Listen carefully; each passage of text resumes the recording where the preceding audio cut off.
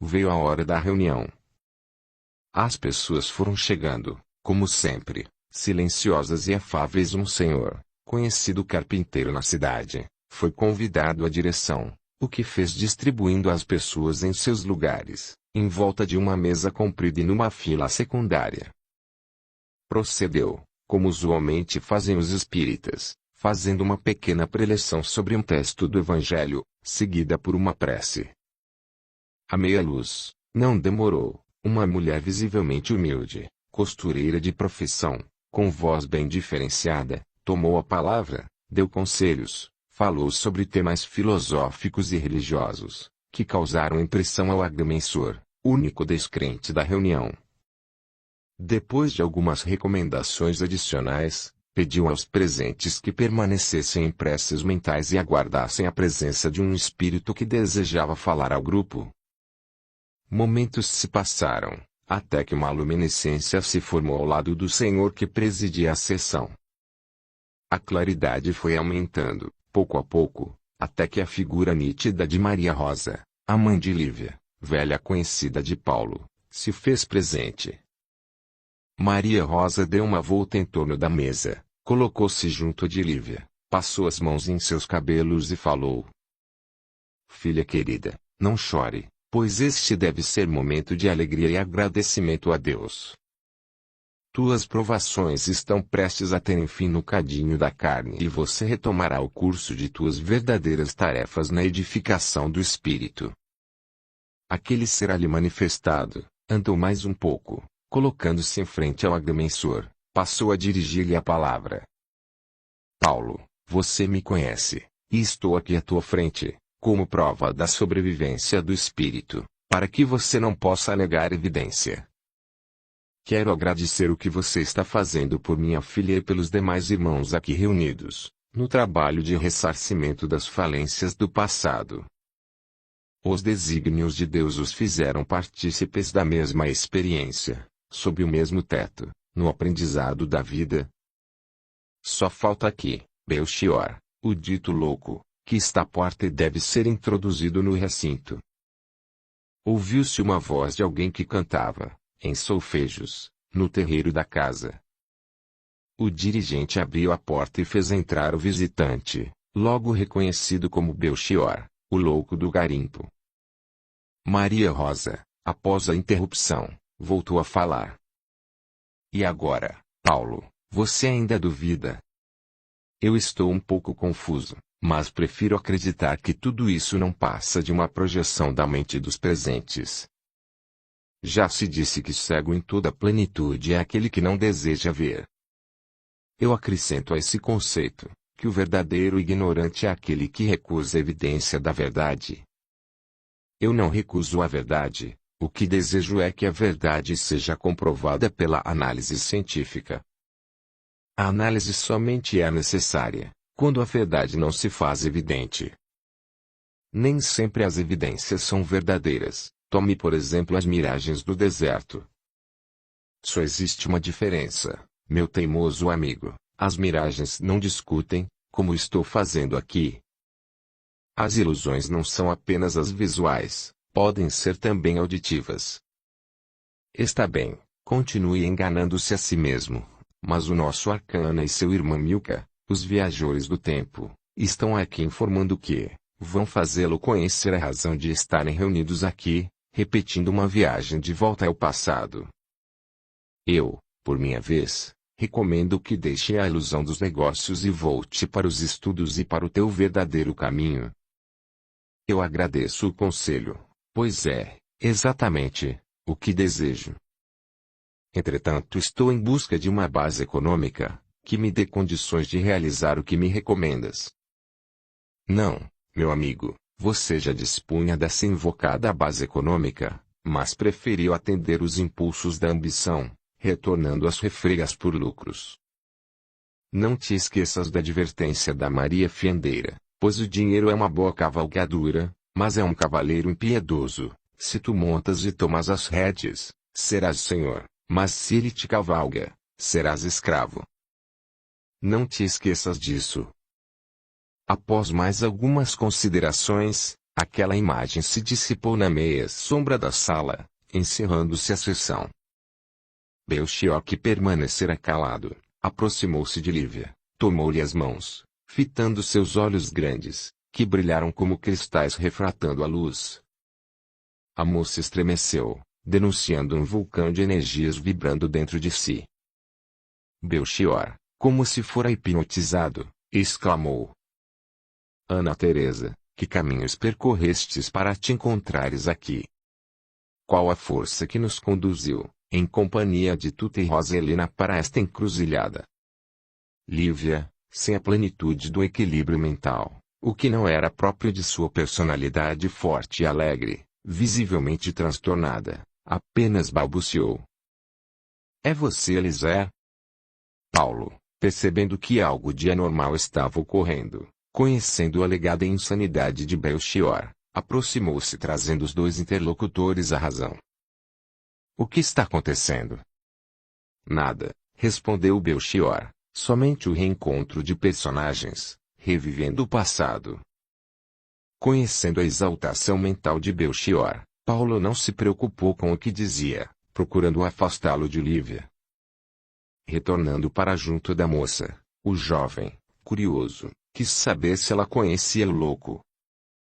Paulo, eu costumo ser envolvida em sonhos, povoados pela presença desse homem, entrecortado pela interferência de escravos, guardas, familiares aparentemente poderosos, no meio de uma história que não posso decifrar. Minha mãe, já em espírito, avisou-me que, logo após o reencontro com Elisé, eu deixaria as amarras da carne. Ele está aí, por isso não guardo dúvidas de que está próximo o meu desligamento do corpo físico. Paulo, antes de retornar ao mundo espiritual, gostaria de vê-lo convencido da verdade apontada pelo Espiritismo. Lívia, você, por algum motivo, está supervalorizando informações, o que é próprio dos espíritas. Esqueça isso, você está bem de saúde e vai viver muito. Quanto a este homem, é apenas mais um desequilibrado que anda por aí. Afastando-se de Lívia, o agrimensor foi abordado por Belchior. Paulo, eu não sou desequilibrado como você afirma, Ana Teresa, apenas estou em equilíbrio, num lugar do espaço e num momento do tempo, situado entre a terceira e quarta dimensão, de onde eu posso perceber os dois planos e vivenciar fatos que vocês não percebem. Por isso me rotulam como louco, mas eu tenho plena consciência de minha sanidade. Paulo não entendeu o que Belchior dizia, convidando-o para retirar-se da casa. O louco insistiu. A próxima morte física de Ana Teresa vai te convencer de que eu e ela estamos com a razão. Quem é Ana Teresa? É a sacerdotisa do passado, a nobre senhora a quem servi como guardião e como feitor e que hoje você conhece como Lívia.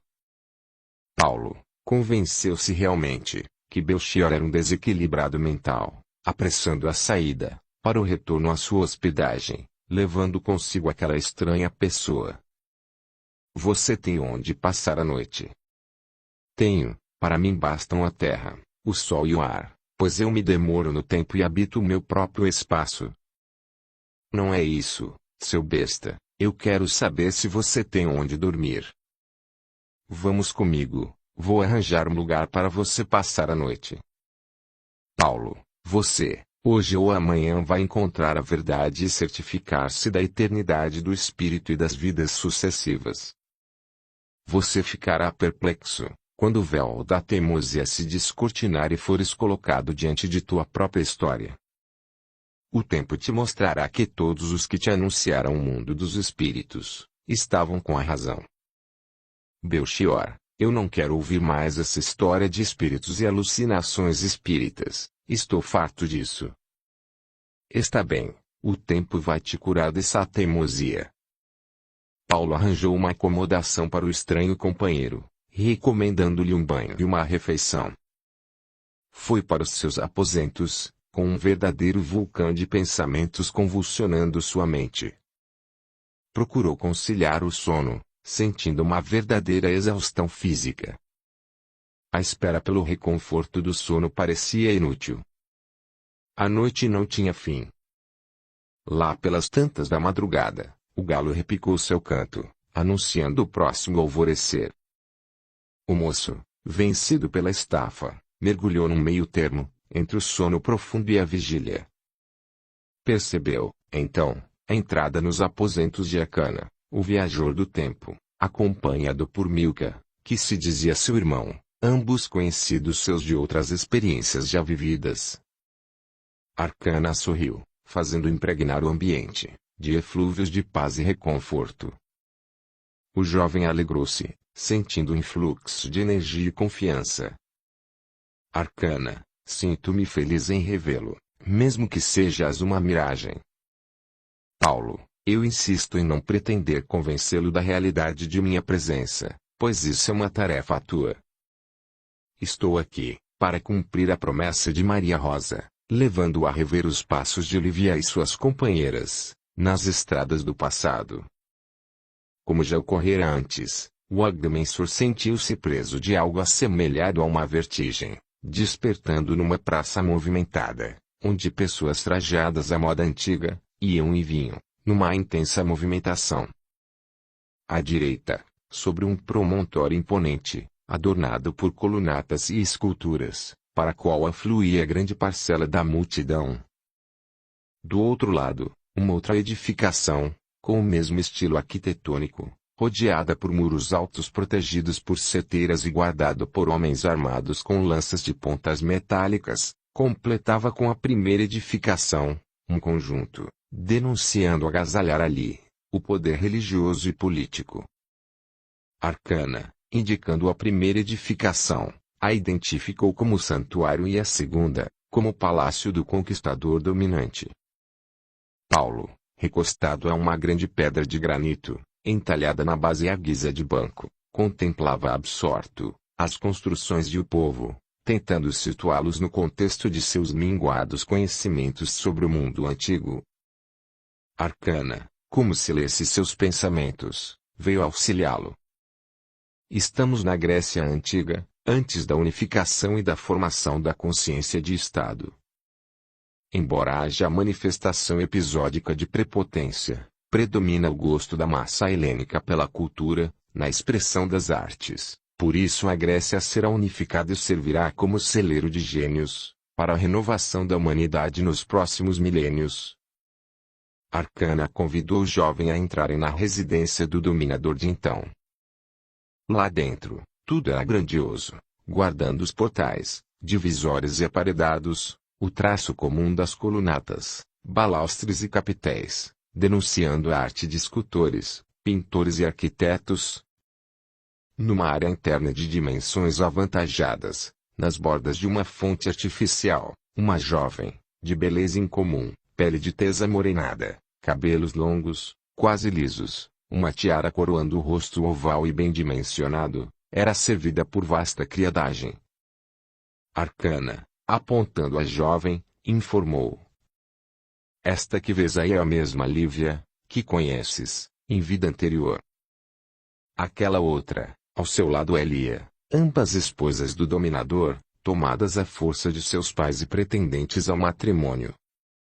A escrava que comanda a criadagem é Tetê, que bem conheces. O tirano, dominador, no teu tempo encontra-se no corpo do menino Teco. Arcana calou-se por um momento, como se refletisse para continuar suas informações. Vês aquele guardião no grande portão de entrada? Sim. Ele é o Belchior, o louco, aqui encarregado pela guarda das esposas do dominador. A paixão secreta, os encontros amorosos, os crimes que cometeram, os levariam, a todos, a uma grande caminhada pelas trilhas da existência. Meu amigo, aquelas moças nos transmitem uma impressão de paz e certa candura, incompatíveis com a imagem de aventurosas a que te referes. Vamos reviver algumas cenas gravadas na memória dos tempos. Sem se dar conta das treliças do processo, o agrimensor se viu em outro cenário, onde fatos inusitados aconteciam. Viu a moça que guardava alguma semelhança com Lívia, embora mais pele de saúde exuberante, que naquele momento atendia pelo nome de Pártenes, num dos corredores do palácio. Percebeu que o guardião, demonstrando cautelas, penetrou num dos cômodos, onde se encontrava a moça, que foi arrastada para um canto, à meia luz. Pártenes, o teu amado te aguarda entre as oliveiras, em cuja fonte estarás segura. Eu te agradeço, irei ter com ele imediatamente. Eu te protegerei, mas isso tem um preço. Qual? Eu quero, também, participar de teu leito e teu amor, mesmo repartindo-o com outros. Mais um, menos um, pouco importa, eu te darei o que pedes, desde que guardes silêncio, sob pena de seres lançado às feras. Se me deres o que peço, serei silencioso. Pártenes foi ao encontro do amante, sob a proteção de Teócrito, o guardião, mesmo conhecendo o perigo que corria sob o guante do tirano e dominador daquele momento.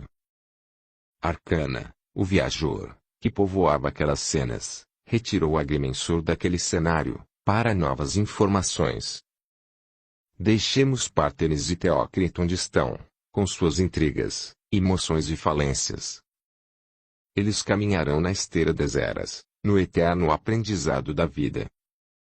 Veremos esses espíritos em lutas, no cenário da mensagem crística onde Lívia e Lia, serão vistas como Marta e Maria, e Teco, ou o tirano desse momento, será encontrado como Simeão, o homem que, mesmo não tenha seguido de perto o Rabi, ouvia e admirava-se com sua mensagem, no meio da turba e que, paradoxalmente, foi o primeiro a dar testemunho de sua fé, antes mesmo dos discípulos.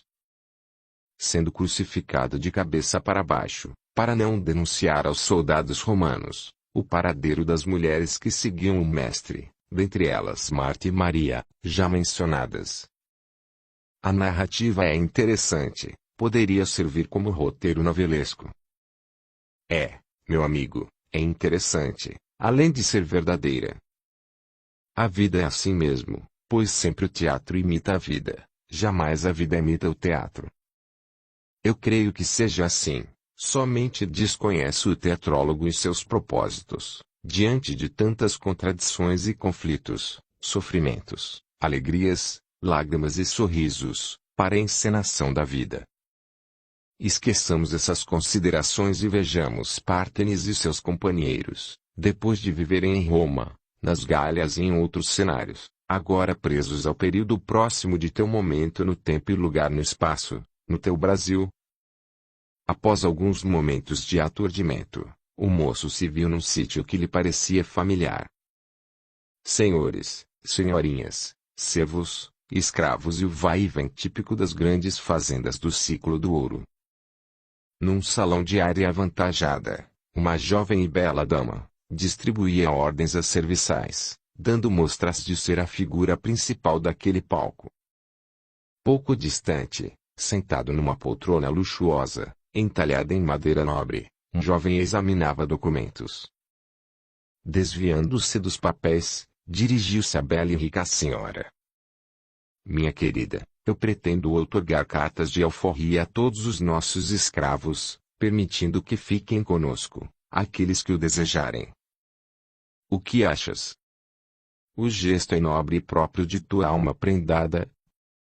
Entretanto, eu acho que não devemos afrontar os costumes e a disposição dos outros senhores de escravos, oferecendo o exemplo de adesão ao temerário abolicionismo. Eu não durmo em paz, como proprietário de seres humanos. Não fostes tu quem os escravizou, já os recebestes como escravos. A aceitação do erro equivale à sua prática. Eu estou disposto a libertar os nossos escravos, e recebê-los como servidores remunerados. Se te apraz, faça-o, mas não te esqueças que eu sou tua mulher e que trouxe para o casamento algumas dezenas de escravos. Assim te peço que deixes, à minha escolha, algumas escravas, das quais não desejo desfazer-me. Liberte, apenas, os homens. Está bem, farei isso. Arcana chamou a atenção de Paulo, para as duas personagens da cena. Elas não te fazem lembrar pessoas conhecidas? Sim, eu percebo neles, o tirano, o dominador da Grécia e Pártanis, cujas aventuras presenciamos. Seus semblantes e um certo quê, me fazem lembrar a nossa Lívia e o menino Teco. Não te enganas, são as mesmíssimas almas, em uma de suas existências. Se são almas anciãs, como você diz, se Lívia, ou Pártanis, já tocou os pés de Jesus, como pode, neste momento, séculos depois, recusar a liberdade de seres humanos, temendo em retê-los como escravos? Para a forja do espírito, milênios podem assemelharem-se a breves momentos, nem sempre suficientes para remover as mazelas da alma. Embora Maria, na passagem evangélica, demonstrasse humildade enxugando os pés do mestre com os próprios cabelos, você pode sentir, ali, que ela ainda era presa da preguiça, permitindo que sua irmã Marta laborasse sozinha, para servir um número avultado de hóspedes. Não te esqueças que a preguiça, a indolência, a ociosidade, podem ser indício de outras tantas mazelas. A evolução, meu caro jovem, é milenar e se faz passo a passo, numa gradação eterna. Muitos daqueles que serviram ao Rabi, ou aceitaram os seus ensinamentos, ainda lutam para libertarem-se de mazelas primárias do espírito. Não compreendo por que essa jovem, que me parece tão predada, aceita libertar os escravos que são essenciais na lavra e na lavoura e se recusa a dar o mesmo tratamento às escravas, que aparentemente têm pouco peso econômico. Logo mais você compreenderá. Se é verdade o que estamos presenciando, qual o nome de hoje dessas pessoas? O jovem marido é José de Olivença e a esposa é Ana Teresa. Trocavam impressões, quando o marido, José de Olivença, se retirou e Ana Teresa, apressada, tomou o rumo de outras edificações erguidas nos fundos da casa de farinha.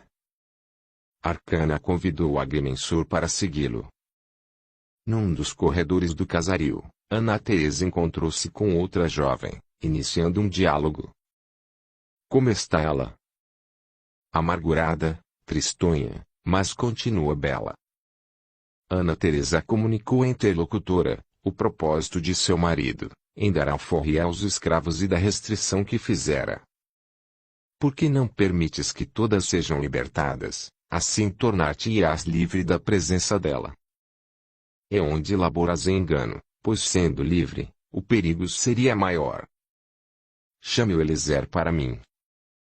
A moça saiu apressada, enquanto Ana Teresa aguardava. Logo mais a emissária retornou com o capataz da fazenda, um homem forte, portando o indefectível chicote, símbolo de seu poder e instrumento da obediência imposta. Arcana, chamando a atenção do agrimensor, inquiriu. Reconheces essas duas outras pessoas? Sim, se não for o Mengoldo da mente, temos aí o guardião grego, cúmplice de Pártenis, ou o nosso louco, o Belchior, de parelha com a Lia, amando Teco. Isso mais se assemelha a uma novela de folhetim. Não, meu amigo, essa é a constante novela da vida, que todos vivemos na voragem dos séculos. Como se chama o capataz e a outra moça hoje? Ela é Roselina, prima de Ana Teresa, as mesmas Lia e Lívia que conheces e, ele é o atual Eliezer, que voltará no teu momento do tempo e lugar no espaço, como Belchior. É incrível, eu poderia afirmar sem erros, que o tempo é o melhor de todos os novelistas. Nem só novelista, como dizes, mas o mestre e o juiz por excelência. Ana Teresa comunicou ao capataz o que se passava e deu suas ordens. Eliezer, tenha a escravatuta bem segura, para que possamos transferi-la à noite para as minas abandonadas, colocando-a longe dos olhos do Olivença. Assim o farei, minha senhora, mas quando receberei a paga? Agora, toma o que te prometi. A bela senhora entregou-lhe uma bolsa, recheada de moedas. Falta mais alguma coisa que me prometestes? Tudo está aí, peça por peça. Não, senhora, Na bolsa não cabe o que me prometeste e que resta como paga pelo que fiz e pelos perigos que pesam sobre mim. O que está faltando, Elisé? Redarguiu aos gritos Ana Teresa. Um breve momento de teu corpo. Você está louco? Estaríamos todos perdidos. Por um momento teu, vale a pena o risco. Jamais eu faria uma loucura dessa. Então eu libertarei Tuta, contarei tudo ao Senhor Olivense e aceitarei o castigo que vier, será mais doce que a tua recusa. Um pesado silêncio se fez. A jovem senhora dava mostras de grande conturbação, quando Roselina interferiu, sem perceber que Olivença, o esposo de Ana Teresa, entrara sorrateiramente no recinto. Ana, não permita que Eliezer destrua teu corpo e tua alma. Não permitirei, jamais lançarei opróbrio sobre o meu esposo. Eliezer, furioso, ameaçou. Eu desejo as duas, ambas têm que ceder aos meus propósitos, ou levarei ao conhecimento de todos a trama que urdiram. Não esconderei também, que Roselina está utilizando o feiticeiro Calo, para exterminar você, Ana Teresa, e ter o senhor Olivença para si, tudo isso com o emprego de bruxarias. Você, além de malvado, é um louco. Vou agora mesmo contar tudo ao meu esposo, pois é melhor enfrentar a sua ira, que ceder à vontade de um desalmado como você. Ana Teresa voltou-se para sair, no que foi acompanhada por Roselina. Elisé colocou-se entre as moças e o portão de saída, impedindo a retirada das mesmas. Foi quando Olivença, auxiliado por um capitão do mato que ali se encontrava, dominaram o feitor colocando-o a ferros. Ana Teresa, então, contou ao marido toda a trama urdida, para afastar Tuta, a escrava, dos caminhos do esposo, o que fizera por ciúmes. O agrimensor, que a tudo observava com vivo interesse, questionou o companheiro. Quem é essa escrava Tuta, para despertar tanto interesse? Vamos ao cubículo onde está encarcerada. Foram até lá, um quarto improvisado nos porões da casa de farinha, onde uma bela jovem resistia aos maus tratos. Era filha do pai de Olivença, com uma bela escrava negra, resultando numa verdadeira escultura humana a cabelos longos, encaracolados e brilhantes, olhos grandes esverdeados, lábios carnudos e sensuais vestindo dentes alvos e perfeitos. Era por si, capaz de despertar interesse e acender a fogueira do ciúme. Já que estamos vivendo o epílogo de uma novela, quem seria essa bela escrava? É a boa e afável Tetê, que tanto serve a vocês. Então eu vivo hoje no meio de todos os partícipes dessa novela urdida pelo destino. Sim. Por quê? Qual minha ligação com essas pessoas? Nenhuma, apenas tens a oportunidade de rever uma lição da vida, para que aprendas.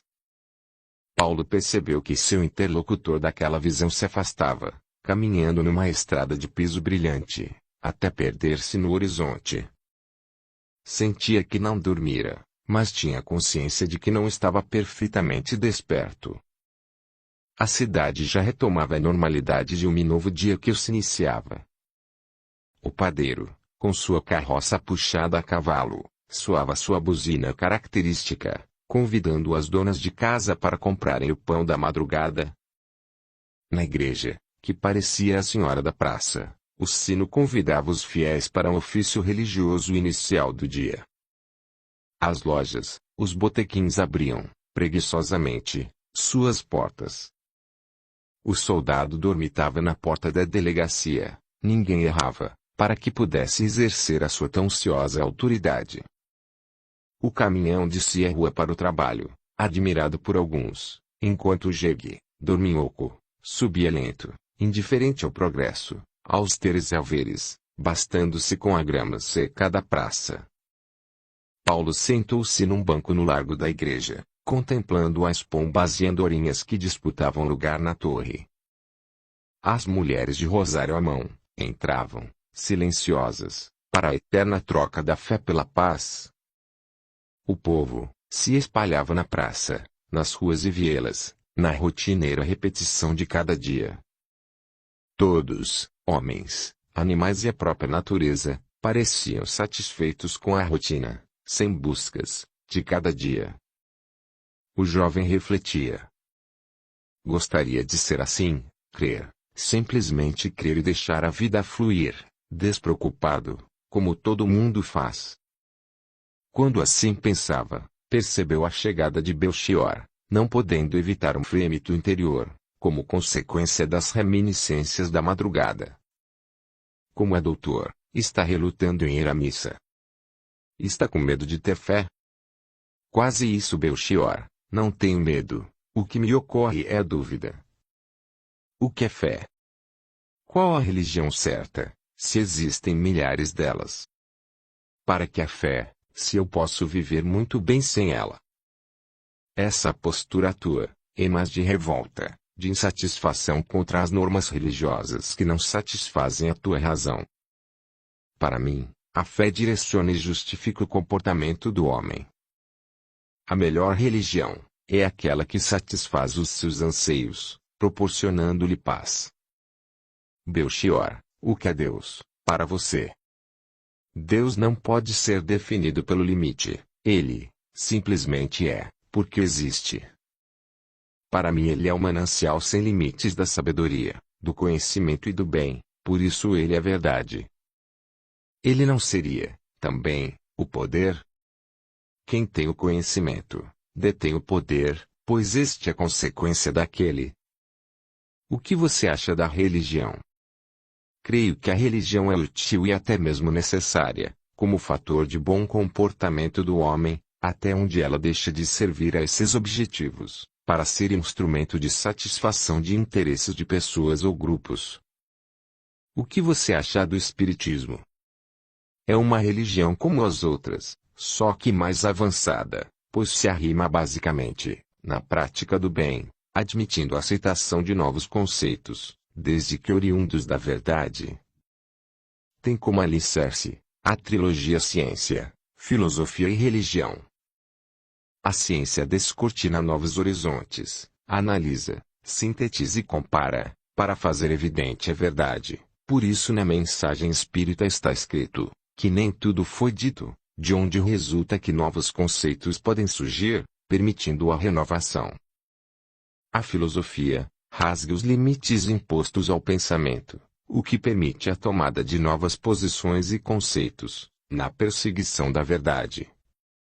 A religião, assentada na verdade científica e no alargamento da concepção filosófica, direciona o homem para a prática do bem, sem coerções, sem excluir a possibilidade da renovação evolutiva. O que é evoluir, para você? Evoluir é conservar-se ajustado com os avanços das conquistas da ciência, sem perder o objetivo maior do espírito, que é a prática do bem. De forma objetiva, o que é religião? Para mim a religião é a expressão cultural e conjuntural da religiosidade do homem. E o que é religiosidade? A certeza da existência de Deus, e o anseio por sua busca. Belchior, mesmo não concordando com algumas de tuas colocações, vejo bom senso no que dizes. Por que, então, te rotulam como louco? O homem tende a rejeitar ou exasperar o valor daquilo que não compreende. A loucura é uma condição amorfa, cujos limites a ninguém é dado conceber. Quem é louco? Eu os que me acusam. O que é loucura, o meu ou o comportamento dos outros? O que é certo, o que digo ou o que os outros afirmam? O certo, meu bom amigo, é que ninguém sabe o que é loucura e quem é louco. Não te esqueças que quase todos os gênios e reformadores foram considerados loucos por seus contemporâneos, incapazes de compreendê-los. Mas você é diferente, algumas vezes contraditório e até violento. Por que isso? Paulo, eu vivo no limite entre o mundo físico e o espaço etérico. Vejo e vivo o que você não percebe, por isso pareço deslocado da normalidade. Quanto às minhas reações, até os animais reagem quando maltratados. Gostaria de conhecer melhor esse estranho modo de viver, entre os espaços ou dimensões. Conheço tantos havidos por loucos, desequilibrados, obsediados, mas nenhum em condições de se expressar como você. Um dia, no momento certo, vou explanar para você a minha loucura, o desequilíbrio e a aparente normalidade dos outros. Eu espero esse momento. Você acredita na reencarnação? Acredito e por isso estou aqui, procurando seres que compartilharam comigo erros e acertos no passado. Espero encontrá-los. Creio que sim. Após mais algumas considerações, saíram os dois falando sobre coisas vulgares, rua acima, na direção da casa de Lívia, pois Paulo desejava despedir-se, para retornar à sua vida, seus negócios.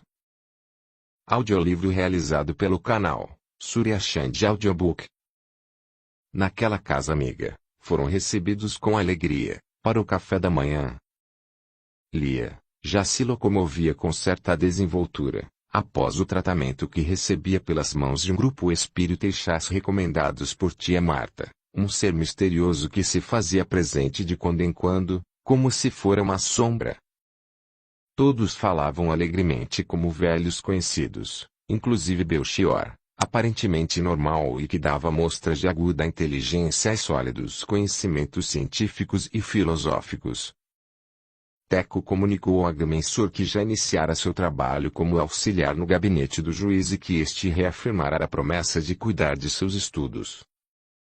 Tudo era alegria naquele lar, onde as limitações físicas e materiais pareciam indicar o contrário. Todos eram alegres, comunicativos, otimistas, sem nenhum traço de amargura. Belchior, alegre e solto, parecia um velho conhecido, posto que nenhuma restrição lhe era imposta. Naquele modo de viver e reagir, o jovem agrimensor anotava a diferença entre os grupos religiosos, acreditando em tudo a uma fé não imposta e ausência completa de julgamentos ou preconceitos. Até Belchior, o havido por louco, ali era recebido como irmão. Deve ser gratificante ser espírita, gostaria de sê-lo, pensava o jovem.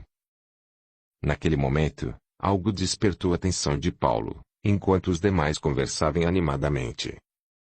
Verificou a semelhança de traços fisionômicos e gestos entre os circunstantes e as personagens que povoaram sua visão da noite mal dormida. Olhava para Belchior e, nele, revia o feitor. Lívia se mostrava como Ana Teresa, enquanto Lia retratava fielmente a mesma Roselina. Aturdido, o agrimensor voltou-se para Teco que se encontrava atento, envolvido amorosamente por Tetê, percebendo neles a escrava Tuta e o senhor Olivença. Deveria ser uma alucinação, pensou o agrimensor. Quando assim concluía, ao lado de Levi apareceu a figura conhecida de Arcana, o viajor do tempo, que em voz límpida percebida por todos afirmou: não é alucinação, aqui tens remidos, espíritos em luta consciente, pela própria regeneração. Sirva, o que vês, como exemplo para a tua vida. Vocês ouviram o que eu ouvi? Quis saber Belchior. Eu também ouvia algo, afirmou Tetê. Lívia, sorrindo, convidou Paulo para junto de si, segredando-lhe aos ouvidos. Tudo que ouvistes é verdade, foi o nosso amigo Arcana, que tu já conheces, quem o disse. Lívia, o espírita é, quase sempre, uma pessoa agradável, cuja convivência nos dá prazer pela ausência de preconceitos e cobranças, de onde resulta serem fraternos. Entretanto, o espiritismo me leva a conflitos e espantos, que me causam desconforto. Isso, porque você é preconceituoso. Eu, preconceituoso. Sim, o preconceito da falsa sabedoria, do falso conhecimento, do falso intelectualismo, que te leva aos pré-julgamentos e preconceitos, que tanto repugnas. Aquela reunião fraterna desviou-se para o trivial, dando mostras de que algo bem mais forte e não identificável os reunia ali. Belchior tomou um violão normalmente usado por Lívia, e, com rara maestria o dedilhou, dele arrancando velhas e conhecidas melodias. Pouco a pouco armaram um coro maravilhoso, a 2 ou 3 vozes, onde se destacavam, nítidas, as de Teco e Lívia.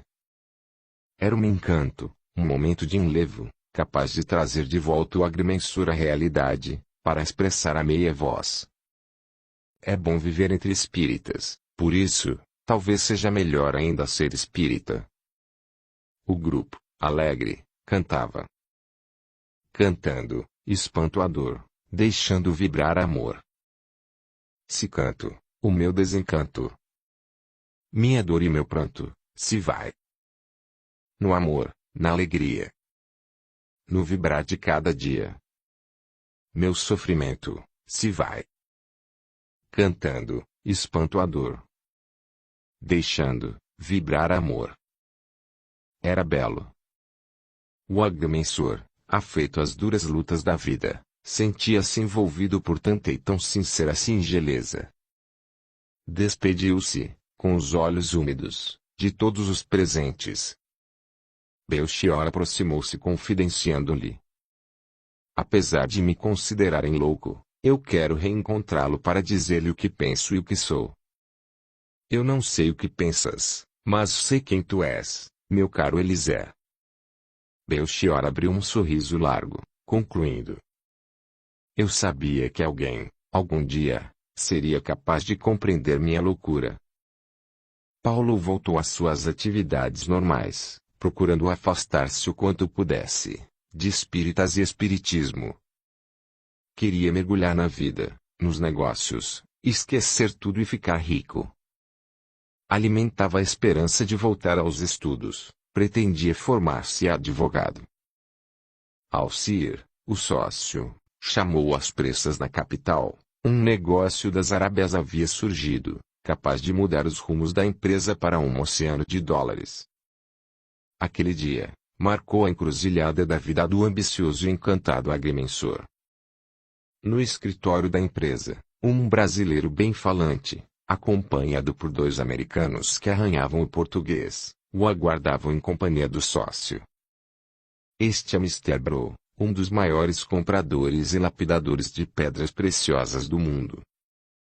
Quer que nós visitemos sua empresa nos Estados Unidos, para conhecermos seus negócios e, no futuro, associar-se conosco, visando deixar-nos no Brasil como seus representantes. A conversa se prolongou por 2 ou 3 dias, almoços, jantares, visitas ao garimpo, amostragem de seus negócios em álbum fotográfico e filmes. Por fim, a conclusão: eram pessoas entendidas, riquíssimas, com as melhores referências, documentos vistosos, até fotos com personalidades do mundo político, inclusive com o presidente do país. Diante de tantas promessas, foi acertada uma viagem de Alcir, o sócio, aos Estados Unidos, em companhia dos visitantes, levando consigo todo o estoque de pedras amealhado em meses de trabalho e que compunha todo o capital da empresa.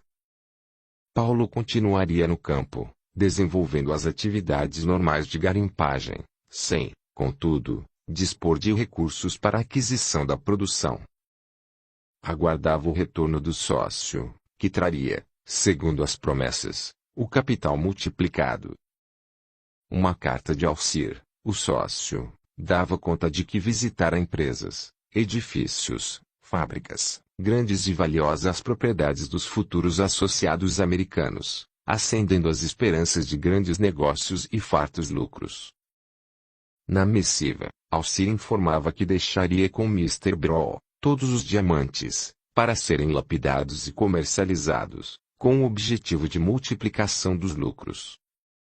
O agrimensor, um tanto desconfiado, pois não era feito a grandes negócios, mesmo assim voltaria ao trabalho no garimpo, aguardando os acontecimentos.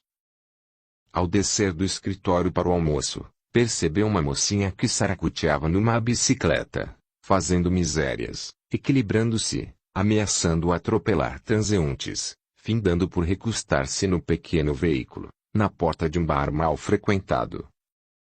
A menina era muito bonita e estava ruborizada pelo esforço, o que a tornava ainda mais bela. Vestido curto, calcinha à mostra, totalmente desinibida e solta. O agrimensor aproximou-se e percebeu que já a via em outras ocasiões, sendo a última na mina d'água, lá na margem do rio. Era ela, a menina Marlene, não haviam dúvidas. Como vai, Marlene? Quem é você? Não te conheço. Eu vi você lá na currutela do Pito, na fonte, não se lembra?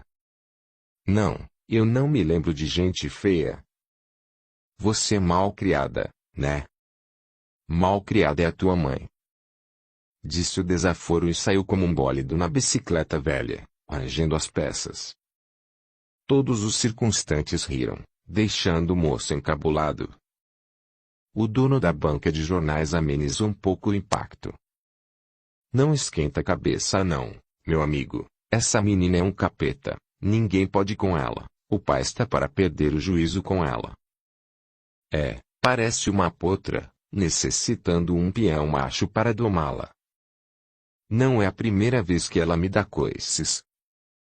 No dia imediato, quando se preparava para o retorno ao garimpo, alguém bateu à porta no seu quarto do hotel.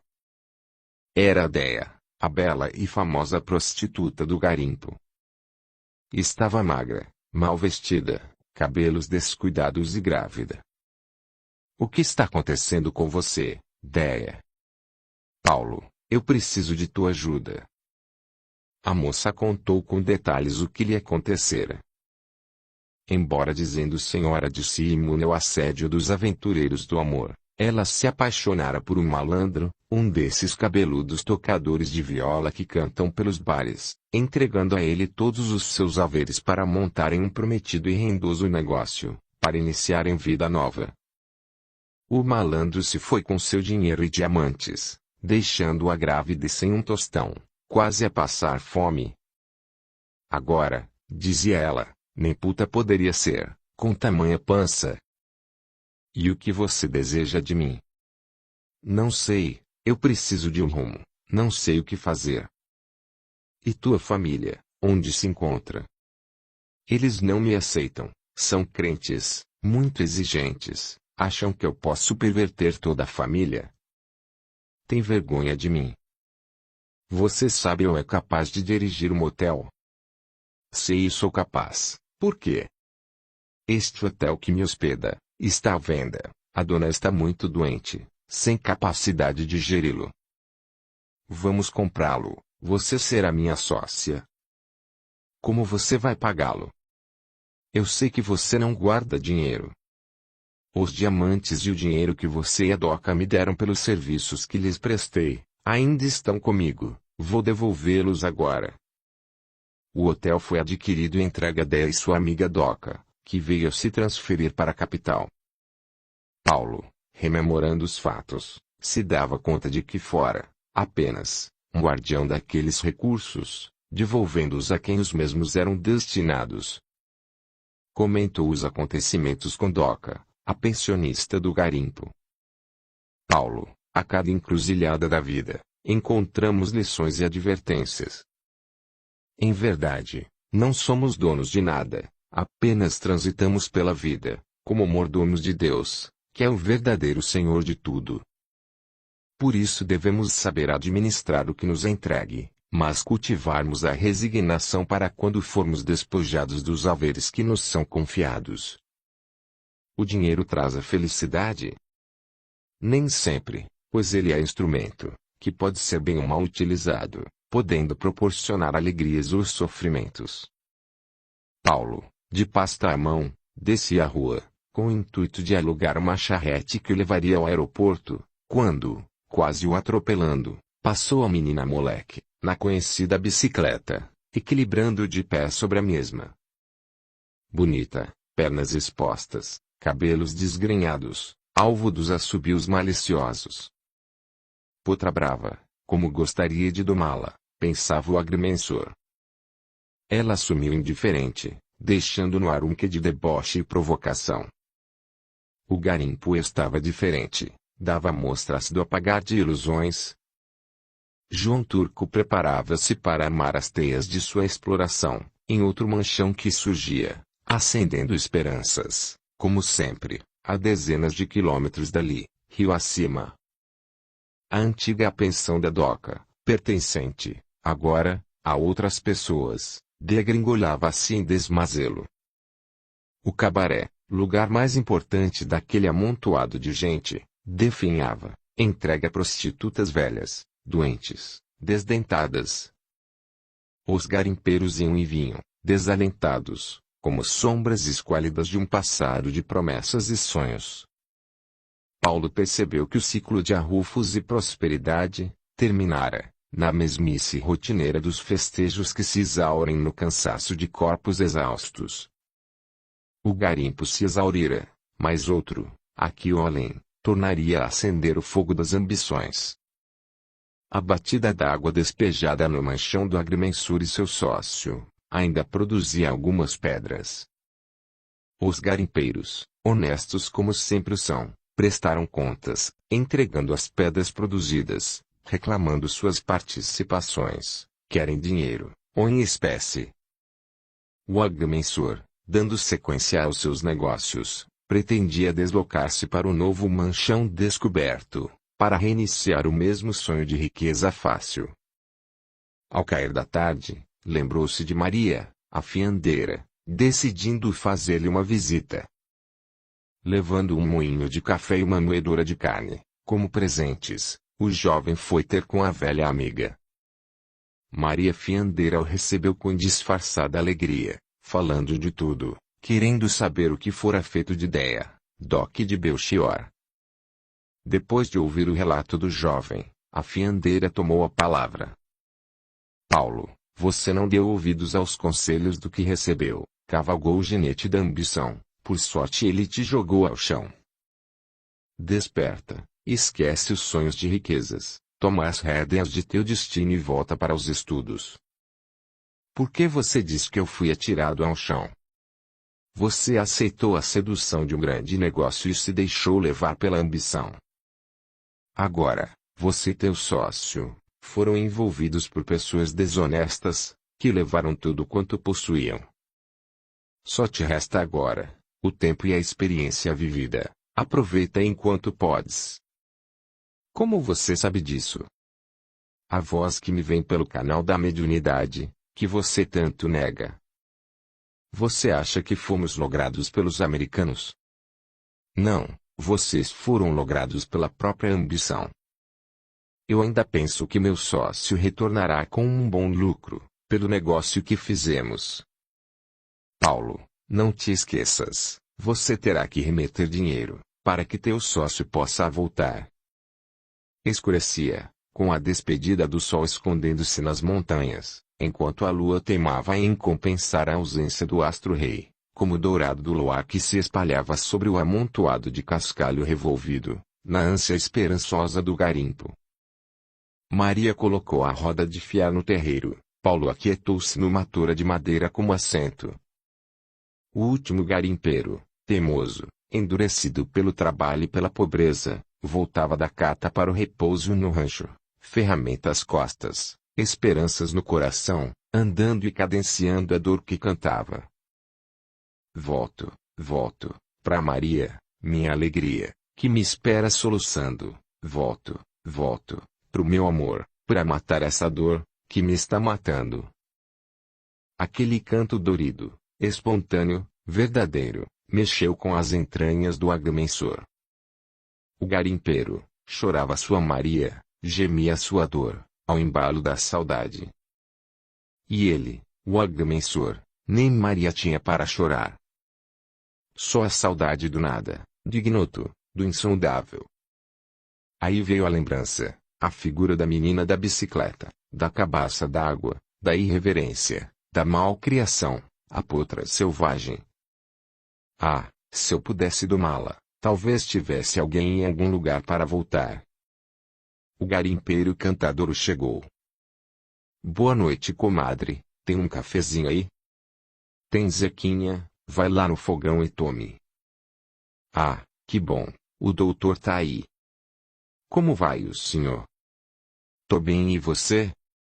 Também tô. Foi bom encontrar-vos, Missê. Quero vender umas pedrinhas pra mandar grana para a mulher. Não estou compreendendo, Zequinha, o dinheiro acabou. Pelo menos um pouquinho Ansê compra e Ansê mesmo manda o dinheiro pra ela. Quanto você quer mandar para a mulher? Uns 50 contos, doutor, se puder. Está bem, eu mando. Me dê o endereço dela. Fizeram o negócio de diamantes na penumbra, sem lentes, sem pesos, sem dinheiro, sem um único papel assinado, só a lua e a fiandeira como testemunhas. Paulo recebeu o picoá de diamantes. Doutor, venda essas pedras por lá, se sobrar alguma coisa depois você me dá. Tomou café, fez um cigarro de palha, falou de coisas sem queixar, despedindo-se. Até mais logo, Deus te pague. O mundo é bom, tem gente como você e a comadre Maria.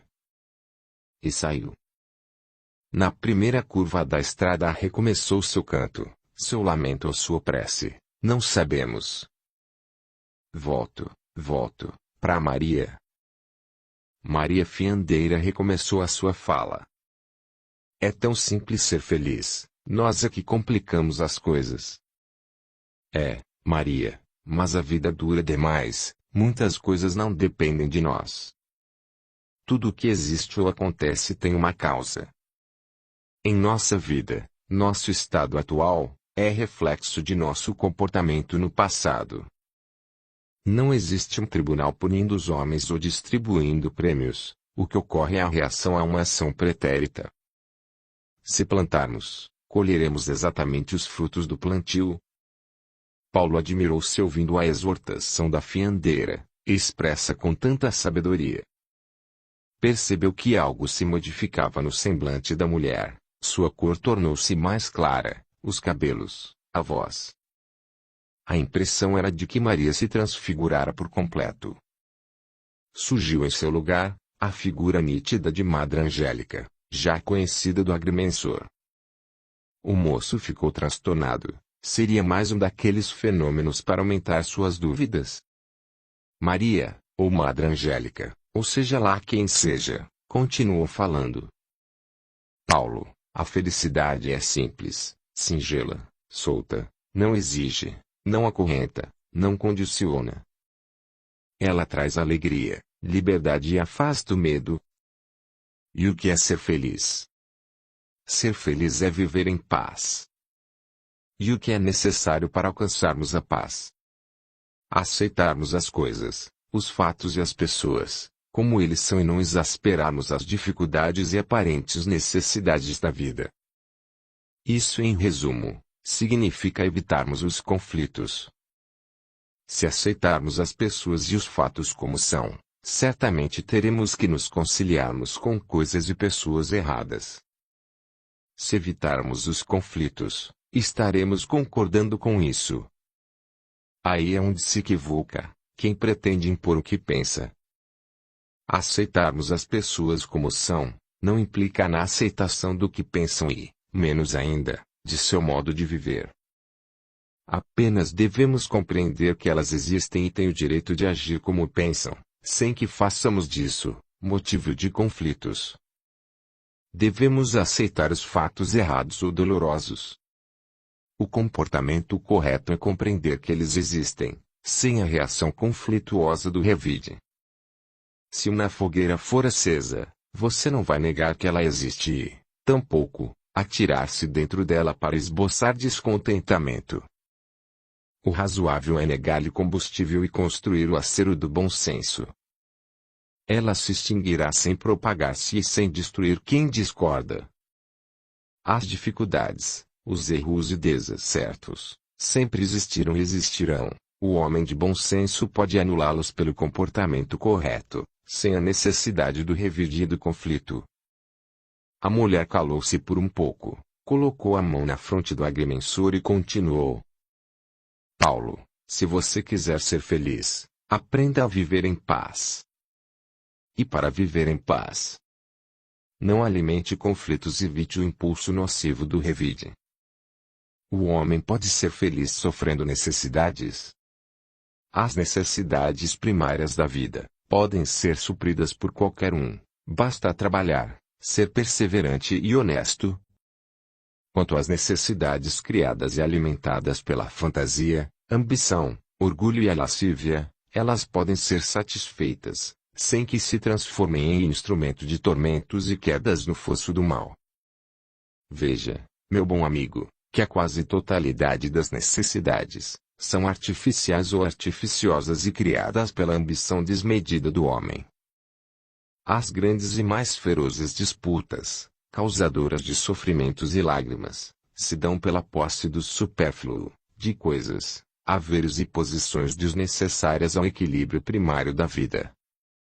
Minha amiga, se for assim, estaria eliminada a possibilidade do progresso, do avanço tecnológico que são motivados pelo desejo do homem de avançar, conquistando novos suprimentos para a vida. A conquista de novos conhecimentos, que redundam no avanço tecnológico, pode ser alcançado sem sofrimentos e sem disputas destrutivas.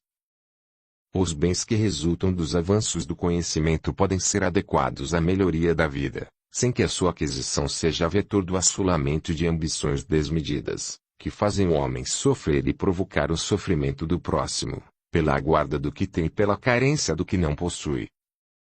A sabedoria pode levar o homem a se bastar e ser feliz com o que tem e é, sem sofrer pelo que não tem e não é. Basta vencer a ambição desmedida e a lascívia que degenera. Maria, ou seja quem for você, qual é o vetor de exacerbação da ambição humana? Eu creio que é o altar que o homem erigiu ao Deus lucro. A mulher passou a mão carinhosamente na cabeça do agrimensor, completando a sua peroração. Basta ao homem a satisfação das necessidades primárias da vida, que podem ser alcançadas com simplicidade, sem assodamentos, inquietações ou disputas negativas. E para ser feliz, basta edificar a paz, evitando os conflitos oriundos do revide. Eu creio que a vida é, em si, um permanente conflito. Essa afirmação é uma meia-verdade, pois o conflito da luta pelo confronto dos contrastes, para a solução dos problemas e pela conquista de novos valores, não precisa transformar-se em revide nascedouro de porfias negativas, sejam elas íntimas ou exógenas. Evitar o revide, vencer a ambição desmedida, é meio caminho para alcançar a paz e, com ela, a felicidade. Paulo, desmonta do corcel da ambição e volta para o teu caminho, se desejas alcançar a tua edificação interior e a tua paz. Maria fiandeira, pouco a pouco retornou ao que era, no semblante e no falar. O agrimensor percebeu que algo de extraordinário acontecera ali. Sentiu uma força renovadora empolgar a sua intimidade. Tomou a decisão, agora definitiva, de atender a tantos conselhos recebidos, de retomar seus estudos. Concluiu que não poderia continuar negando a verdade da doutrina espírita, diante de tantos fatos de aceitação irrecusável que presenciara.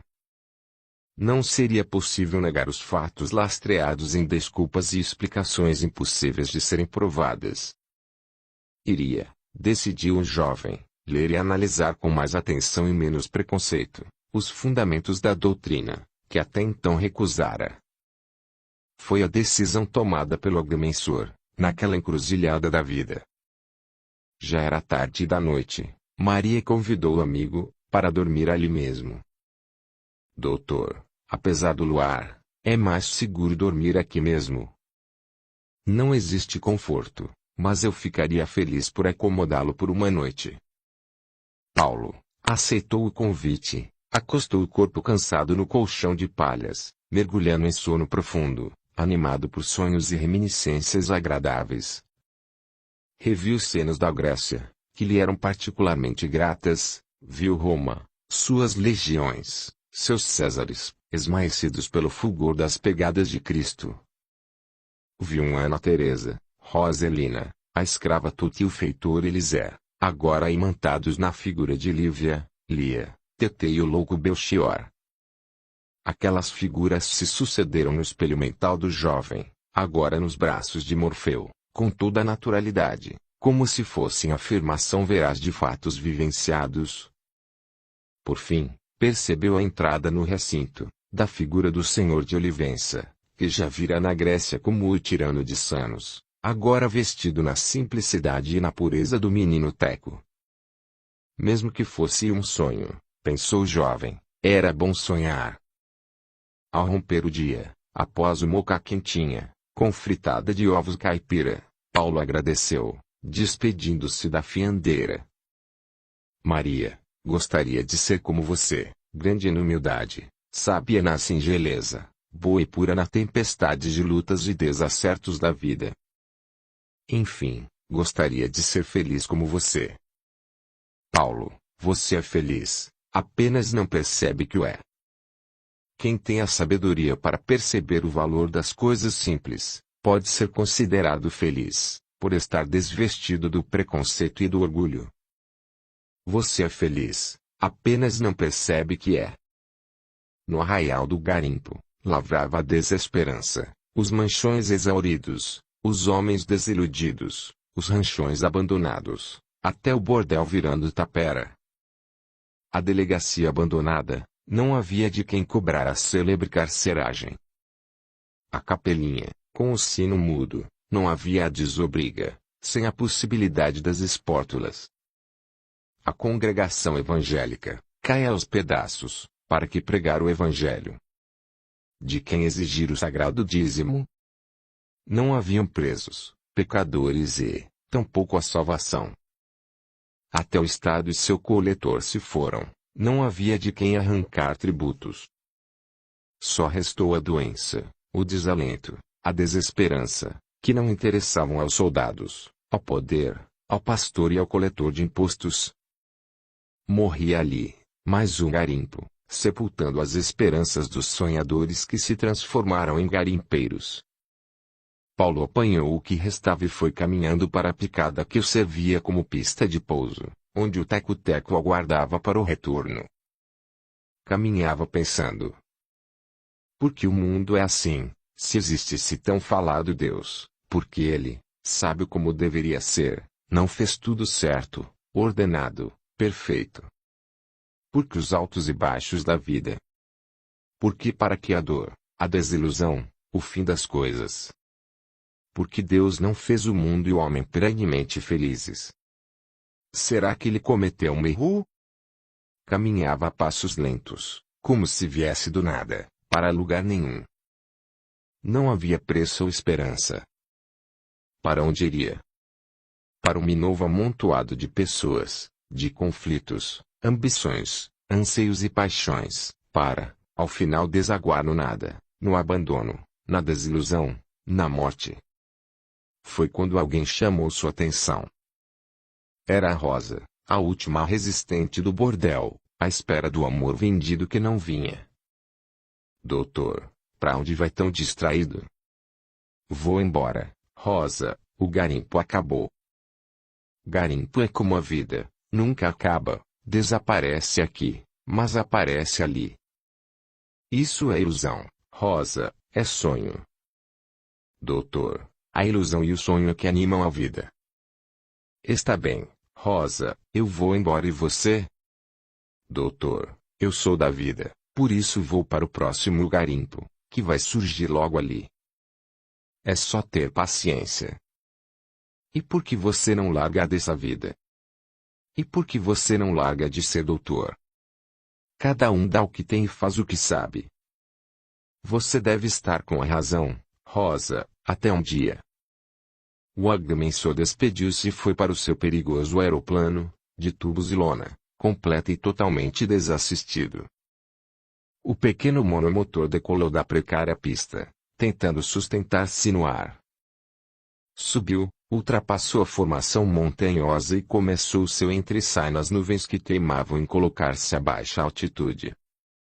Depois de algum tempo, o piloto, endurecido pelos perigos diários, rompeu o silêncio. Doutor, o senhor está muito calado hoje, e está com medo? Não, Filó, não estou com medo, estou preocupado com meus negócios, as dificuldades, parece que estou rolando de água abaixo. Negócio é como poço, se um seca, abre-se outro e a vida continua. Nem sempre isso é possível, às vezes, a ferramenta acaba. Não, doutor, a ferramenta do negócio é a sabedoria, a esperteza e essas nunca acabam. Não desanime, você vai achar uma saída. O avião saltava no ar, como cabrito na pedra. O agrimensor continuava calado. Doutor, o teu calundu não é só negócio não, deve ser coisa de mulher. Pode até ser. Quem é ela? Eu vi uma menina, 2 ou 3 vezes nos arredores do garimpo. Não sei por quê, ela ficou gravada em minha mente. Agora, tornei a vê-la, várias vezes, por perto do restaurante do Grego, já mocinha, correndo de bicicleta, como se fosse um menino. Parece um capeta, mexendo com todo mundo. Ah! Eu já sei quem é, você não é o primeiro que se joga pro lado dela. Ela provoca e se manda sem dar confiança. Deve ser ela mesma, mas vamos esquecer, eu quero é resolver meus negócios e tomar um rumo na vida. Você acredita em espiritismo? Eu sou espírita praticante. Por que você é espírita? Porque é simples, não complica, nada exige, não condena, só ensina e aconselha. E os fenômenos espíritas? Se eu não posso provar nada, também não posso negar. O importante é que os espíritas fazem o bem e nada exigem, enquanto o espiritismo tem por norma apenas os ensinamentos de Jesus, que se resumem na prática do bem e no exercício do perdão. Por isso sou espírita. Filó, o piloto, falava, enquanto o tempo começava a fechar, o vento jogando o pequeno aeroplano de forma ameaçadora. Vamos dar meia volta e descer na sede da comarca. Depois de alguns sustos, desceram no aeroporto da cidade, onde moravam Lívia e suas companheiras. Na cidade, passado o temporal, começaram a estourar os foguetes e rojões. Era a animação da festa do padroeiro, aproveitadas pelos políticos em véspera de eleições e combatidas pelos evangélicos, cujas seitas se multiplicavam, transformando o evangelho em mercadoria e a religião num perfeito e acabado negócio. O povo, animado, vinha, aproveitando tudo, sentindo a alegria de vencer a rotina. Paulo e o piloto, para passar o tempo, foram assistir o leilão na porta da igreja. O leiloeiro, misto de sacristão e faz-tudo do padre, esforçava-se para alcançar maior preço pelas prendas, que iam de bugigangas a lotes de animais, não sendo raro pequenas parcelas das grandes propriedades possuídas pelos ricos herdeiros de terras. Entretanto, as prendas mais disputadas eram as leitoas e perus assados, preparados pelas moças e mulheres mais belas e desejadas, cujos maridos e pretendentes davam tudo para não permitir que os outros arrematassem a oferenda. O leiloeiro sabia disso e conhecia todas as fofocas da cidade, por isso esforçava-se para esquentar a disputa. Afinal era preciso engrossar a bolada na gaveta da igreja. Os fins, pensava ele, justificavam os meios. Chegou a hora da prenda da Guiomar, a conhecida Guigui, moça tão bonita e rica, quanto Sapeque namoradeira. Os rapazes da cidade e até da região, filhos de fazendeiros abastados, se ralavam por ela. Não eram raras as cenas de ciúme provocadas por Guigui, entre casais da sociedade. Ela namorava a todos, prometia e enganava deixando-os a ver navios. Diziam as más línguas que ela desejava mesmo, era o amor do Dr. Alarico, um jovem médico, que, entretanto, já era casado com uma bela e instruída moça. Era o disse que disse, era a fofoca, o prato predileto das solteironas e mulheres mal casadas, todas de olho grande no comportado Esculápio. O leiloeiro limpou a garganta, caprichando na oferta. É agora, a prenda das prendas, a bandeja da cobiçada e nunca alcançada Guigui, a nossa princesa. Só leva quem for rico e capaz, mesmo que não seja rapaz. Quem se anima, quem dá mais? Dou 100. Eu dobro. Dou 500. E eu ofereço 1.500. A plateia silenciou. O leiloeiro ficou de boca aberta. Não seria possível uma leitoa assada valer mais que todas as prendas leiloadas. Guigui se desmanchava vaidosa, olhada e admirada pelos homens, invejada por muitas mulheres e dardejada pelos olhares despeitados de algumas. Maria Pintada, moça velha e feia, cuja alcunha a indicava as sardas avantajadas do rosto, comentou: "O que estão arrematando, não é a leitoa, é a toa, que vai pra cama com qualquer um."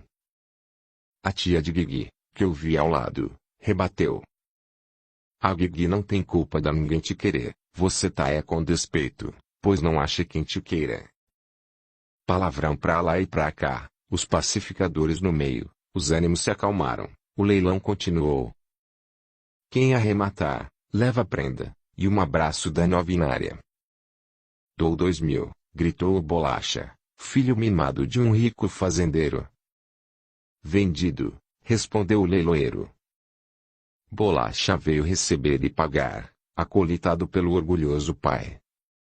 A plateia gritava em coro: "Abraça, abraça."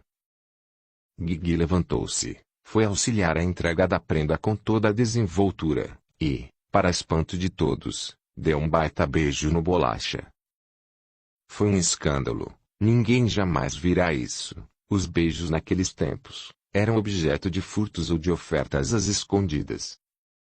Falava-se, mas ninguém via. Falou-se daquele beijo por muito tempo, mas a Guigui continuou leve e faceira, sem dar a menor importância aos mexericos. O padre falou aos fiéis, agradecendo a colaboração, abençoou a todos e, de permeio, o beijo da Guigui, que tanto rendera para as obras da igreja. Paulo e o piloto deixaram o local, caminhando pela rua, voltando para a hospedaria. Não muito distante, uma congregação evangélica desenvolvia seus trabalhos.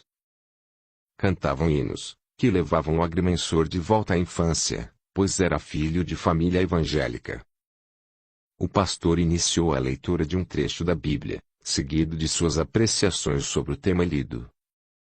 Falou muito, de forma eloquente e emocionada, sublinhando sempre as condenações, a perdição, o fogo do inferno, para quem teimasse em recusar o que ensinava, prometendo o paraíso para os obedientes.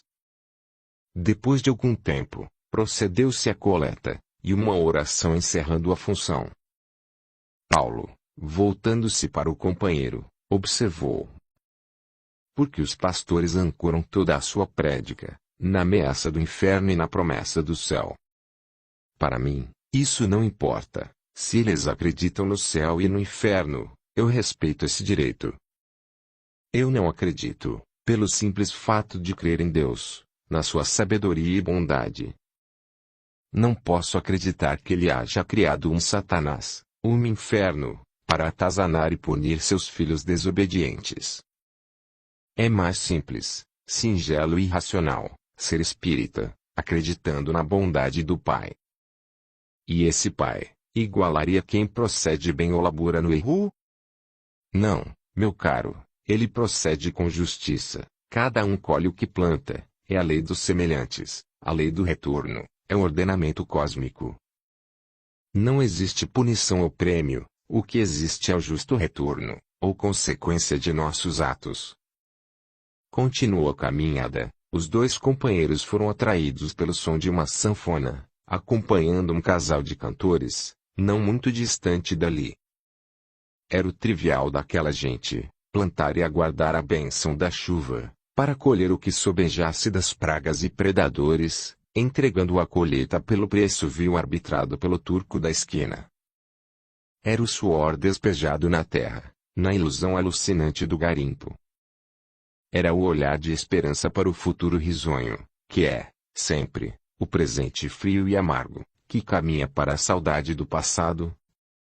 Era a rotina, o amanhecer, anoitecer e o esquecimento da noite, num suceder cansativo, para se exaurir na certeza da morte.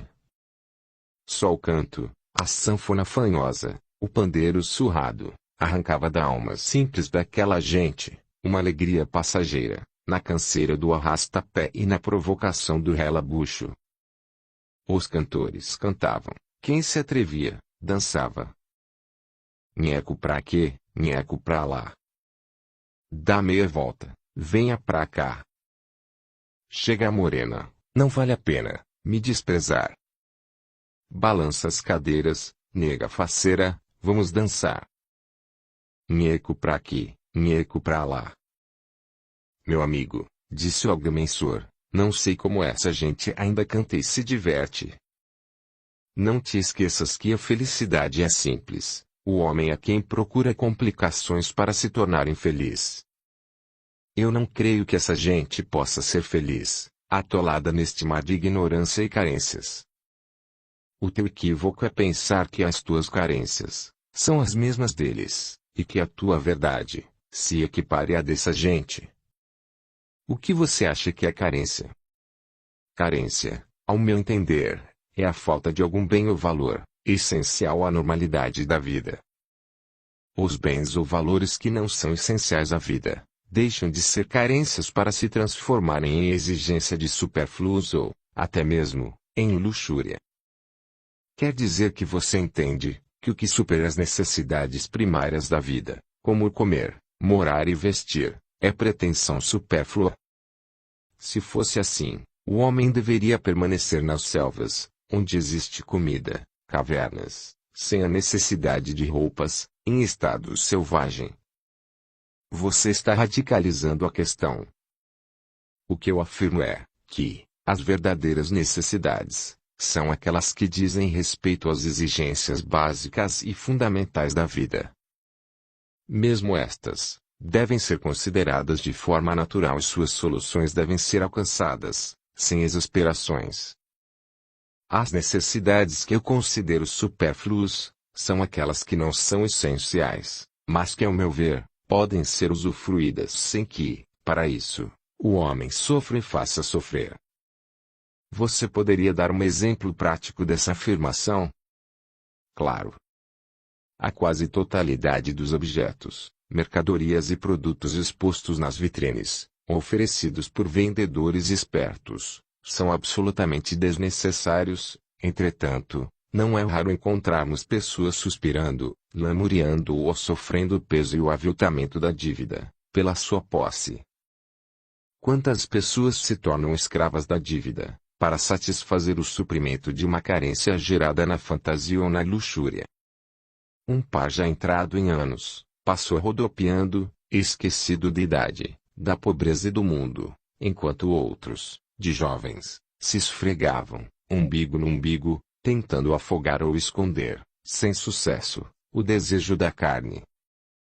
Os cantadores cantavam, a sanfona gemia, repetitiva e fanhosa, o pandeiro teimava, a poeira levantada pelos dançarinos, e a luz sovina do lampião, escondiam as emoções explícitas daquela gente.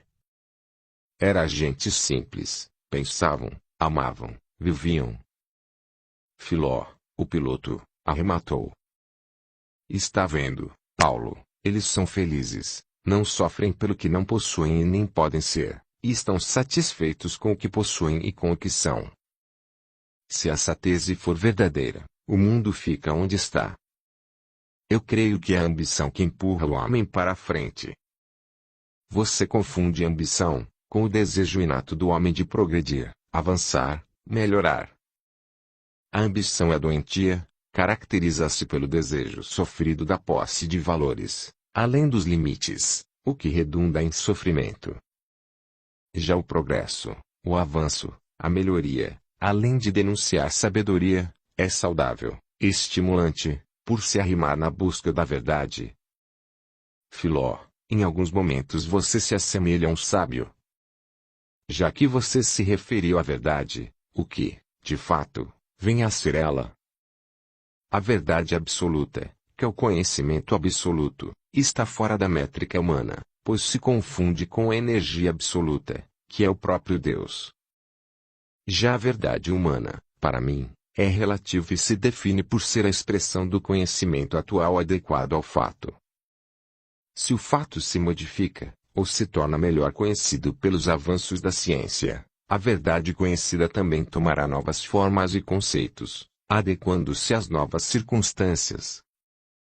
Por isso se diz, tudo no mundo é relativo. Você, ao seu entender, poderia exemplificar o que diz Paulo: dois grupos de ordenamento efluem da energia absoluta, o Deus.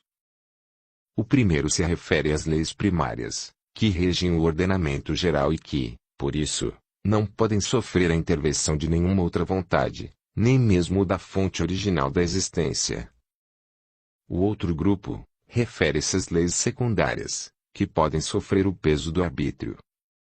As leis primárias dizem respeito ao que, ou existência e, as leis secundárias, se referem ao como, ou maneira de existir. Seguindo esses princípios, o homem não pode interferir na sua existência, por escapar do seu arbítrio, leis primárias, mas pode interferir na maneira, ou no como existir, segundo o seu arbítrio, leis secundárias. Audiolivro realizado pelo canal Surya Chand Audiobook. Desse entendimento resulta que a verdade absoluta escapa ao arbítrio e à métrica humana, por ser infinita. Já a verdade relativa, refluente dos conceitos humanos, sofre o arbítrio do homem e pode sofrer mutações de acordo com os avanços da ciência. Por exemplo, foi uma verdade ensinada e aceita e, até mesmo imposta, que a Terra era o centro do sistema planetário. Veio a ciência, provando que o Sol, e não a Terra, é o centro de nosso sistema, fazendo a verdade relativa anterior ser substituída pela verdade relativa posterior. Assim foi com a circulação do sangue, a geração espontânea, a gênese da vida e o será sempre, até que o fato seja absoluto e se adeque a conceitos absolutos. No atual estágio do conhecimento, a verdade pode ser definida como conhecimento atual, adequado ao fato conhecido. Por isso, a verdade humana é relativa. Filó, eu não sei se você é um piloto filósofo, ou um filósofo piloto. O certo é que, com ou sem razão, me parece estar acima do que aparenta. Onde aprendeu tanto? Por incrível que pareça, eu aprendi alguma coisa, exatamente no meio de pessoas humildes. Onde está essa escola? No Centro Espírita. Você não acredita no Espiritismo? Eu confesso que já me sinto vencido por essa doutrina, que tanta repugnância me causa. Meu amigo sábio não recusa o que desconhece, a sabedoria o leva à análise, para um convencimento racional. Você não pode negar um fato, pelo simples desconhecimento de sua origem. Analise o Espiritismo, quanto ciência, filosofia e religião e, certamente, os fenômenos aparentemente inexplicáveis se tornarão claros e razoáveis. A dona da casa aproximou-se dos dois amigos, convidando-os para entrar. Ora viva, doutor, o senhor por aqui. Vamos entrar, tomar um cafezinho. E você, Filó, o avião enguiçou? Riu desembaraçada, arrastando os dois para dentro da casa simples, de chão batido. A mesa era farta, biscoitos da região, de polvilho, queijo da fazenda, brevidade, bolo de arroz e outras coisas típicas. Café, leite, pingue e o inevitável licor de jenipapo ou caju. Era um entre-sai danado, um come, bebe, e cospe sem fim, um disse que disse, desmedido, uma animação sem freios. Aquela gente parecia querer exaurir ali, numa única noite, todas as emoções, sonhos e esperanças, esquecidas do ontem, desinteressadas pelo amanhã, aferrados no hoje, agora, já. Eram felizes, no desapego dos limites. Vá dançar, doutor, vá esquecer que é doutor, que é sabido, que é rico, para ser feliz. Eu não sou doutor, não sou sabido, não sou rico e não sei dançar. Então vá ser feliz, Vá dançar. Eu não sei. Falar, coçar, dançar, é só começar. Começa, você vai ver que é bom esquecer. O Filó já estava volteando pelo salão, olhando de lado, debochando do agrimensor. A dona da casa, mulher quarentona e fornida, arrastou o agrimensor para o meio dos dançarinos, atracou-se com ele e cochichou no ouvido. Mexe pra lá, mexe pra cá, finge que sabe dançar. Quanto mais apertado menos erra e mais aprende. E o teu marido, não tem ciúmes? Ele está atracado com a comadre, não tem tempo e nem precisão de ciúmar. Mexe, seu besta, mexe que é bom. É bom mesmo. É bom, mas o que tem começo, tem fim. Eu vou entregar você para Nina, minha filha, ela vai tirar tua encabulação. A mulher chamou a filha, que se mexia servindo as pessoas, aqui e ali, entregando-lhe o jovem, como se fora um troféu de caçada. Toma Nina, tira a vergonha dele. A moça, mais saliente e atrevida que bonita, virtualmente atracou-se com o moço, esfregando-se nele sem nenhuma preocupação. Aperta, meu nego, quanto mais aperta, melhor é a dança. E o povo? Ninguém olha, cada um tá apertando a sua e a cachaça faz o resto. A moça se atirava cada vez mais desenvolta. A mãe olhava, aprovando tudo com um sorriso quase safado. Estou cansado, Nina, quero beber alguma coisa. Então vamos. A moça, quase como vencedora, arrastou o agrimensor para um canto, pouco iluminado pela sovinice do lampião de querosene, trouxe um licor e recomeçou o ataque. Depois de algum tempo, o agrimensor não suportou mais o assédio. Nina, você não acha isso errado? Só é errado o que é forçado ou prejudica os outros. O que se faz de gosto, não tem nada de errado. Estranha filosofia, pensou o moço. Mesmo assim, despediu-se, convidou o Filó e se foram. No dia seguinte, em pleno voo de retorno à capital, dia limpo sem nuvens, céu de brigadeiro, como diziam, os dois amigos, inicialmente silentes, começaram a trocar impressões. Você acha que aquela gente é feliz? Acho que são felizes ao seu modo, hoje estão esquecidas de nós, vivendo a rotina de cada um e a sua rotina, sem amarras nas frustrações do passado, suas ilusões enganosas para o futuro, presos, apenas, aos fatos e às exigências do presente. Vivem e deixam viver, não se atrelam aos limites impostos pela discutível moral da civilização, por isso são desatrelados, livres, felizes. Meu caro piloto filósofo, o que é moral para você? Para mim, moral é uma decorrência dos limites impostos pelos costumes, valendo dizer, impostos pela cultura de cada povo. Para o dito civilizado, é imoral andar despido, para o silvícola, é imoral cobrir o corpo com vestimentas. Para certas culturas orientais, a monogamia é sinal de fraqueza e ausência de sabedoria, enquanto a poligamia é sinal de poder e sabedoria. Aqui, a virgindade é sinal de zelo e pureza, entre outros povos, e mácula que deve ser desfeita por um especialista, para que a noiva possa ser entregue ao noivo. Desta forma, meu amigo, a moral é um conceito relativo à cultura e costume de cada povo e de cada momento de sua história. Sendo assim, a moral cristã também é relativa. Quanto à forma, ela é relativa, pois foi dirigida na linguagem adequada àquele momento. Entretanto, ela é eterna, quanto à essência, pois direciona o homem para a busca da verdade. Em que se alicerça a moral espírita? Como renovação da mensagem cristã que foi obliterada pela ação e interesses humanos, a moral espírita, quanto à forma, se direciona para a prática do bem e, quanto à essência, é adstrita ao respeito às leis eternas, que emanam da sabedoria absoluta, que é Deus. Filó, eu não sei se creio no que você diz, mas fala com tanta singeleza, que que me leva a pensar um pouco mais sobre o tema.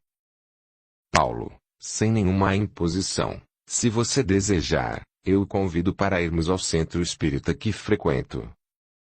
Eu irei com prazer. Na capital, o agrimensor certificou-se da degringolada de seus negócios, tomando a iniciativa de recomeçar a vida, voltando aos estudos como sempre o desejara. Ao amanhecer, quando se preparava para ir ao trabalho, percebeu a presença de uma mocinha recostada ao portão. Era ela, a menina mal-criada do garimpo, da bicicleta, do deboche. Aproximou-se e percebeu que ela deixava rolar lágrimas assemelhadas a pérolas, que corriam soltas e sucessivas, sobre a pele aveludada. Era ainda mais bela chorando. Por que está chorando? Querem casar-me à força com um homem que mal conheço. Quem está tramando essa maluquice? Eu acho que é minha madrasta que está metendo isso na cabeça de meu pai. Ela quer ficar livre de mim. Obedeça a teu pai, talvez você venha a ser feliz. Não, eu vou fugir. Para onde? Pro inferno. Você continua mal-criada e respondona. Se for pro inferno, não te esqueças de me procurar lá, pois eu acho que vou pra lá também, segundo as ameaças que me fazem. A mocinha saiu, dando de ombros, saia curta, bamboleando as cadeiras, provocante e bela. Filó contou ao agrimensor quem era aquela menina e o destino que tomara no torvelinho de um casamento negociado. Anos mais tarde, o agrimensor reencontrou aquela menina, agora mulher e mãe. O destino escreve a sua história, a revelia dos homens e suas paixões. Algum tempo passado, um grupo de senhoras liderado por uma cinquentona bem falante, bateu à porta do agrimensor. Podemos entrar? O que desejam? Queremos falar-lhe de algo muito sério para o senhor. Pois entrem e estejam à vontade. Nomes trocados, amabilidades para lá e para cá, a líder do grupo iniciou sua pregação. Trazemos a mensagem com o plano de Jesus para a salvação de tua alma. Mas eu não acredito nisso. Por isso mesmo, para fazê-lo acreditar e ser salvo é que estamos aqui, com a palavra de Deus. E falou, falou e falou, citou versículos e mais versículos da Bíblia, num linguajar de refrão decorado, insistente, cansativo. O Senhor precisa ler a Bíblia. Trazemos aqui um livrinho com trechos extraídos dela, devidamente interpretados. Olha, minhas amigas, eu leio constantemente a Bíblia e, por isso mesmo, acho que ela não é a palavra de Deus, mesmo porque Deus não é o homem para sair por aí escrevendo besteiras. Não diga isso, é pecado. Maior pecado cometeram vocês porque falam mas não respeitam o que está escrito na Bíblia. Em 1 Coríntios, capítulo 14, versículos 34 e 35 está escrito: Conservem-se as mulheres caladas nas igrejas, porque não lhes é permitido falar, mas estejam submissas, como também a lei o determina. Pelo visto, minhas amigas, vocês querem ensinar aquilo que não cumprem. Não tenho raiva de mim, eu, apenas, acho que a Bíblia era um livro humano, cheio de coisas boas, edificantes e corretas, mas contendo erros e equívocos como esse que lemos, pois eu acho que a mulher não pode ser proibida de falar e pensar e de participar da vida, como ensina o livro dito sagrado. As mulheres se foram, de cara fechada, mal despedindo-se do jovem agrimensor. Gratidão imensa a todos os membros do canal. E a você, que comenta, compartilha, e deixa o seu gostei. O seu apoio é o meu maior incentivo, ajuda o canal a crescer, e faz com que estes vídeos cheguem a mais pessoas. A gratidão é o caminho da evolução. Capítulo 4. O retorno de Lívia. Na esteira do tempo, os fatos vão tomando coloração diferente, transformando-se ou esmaecendo em seus valores. As pessoas, suas dificuldades e paixões, transmutam-se a cada momento, reacendendo sonhos, preocupações ou desalentos. É a vida cedendo lugar à morte e, esta, alimentando a vida, num ciclo eterno de mutações.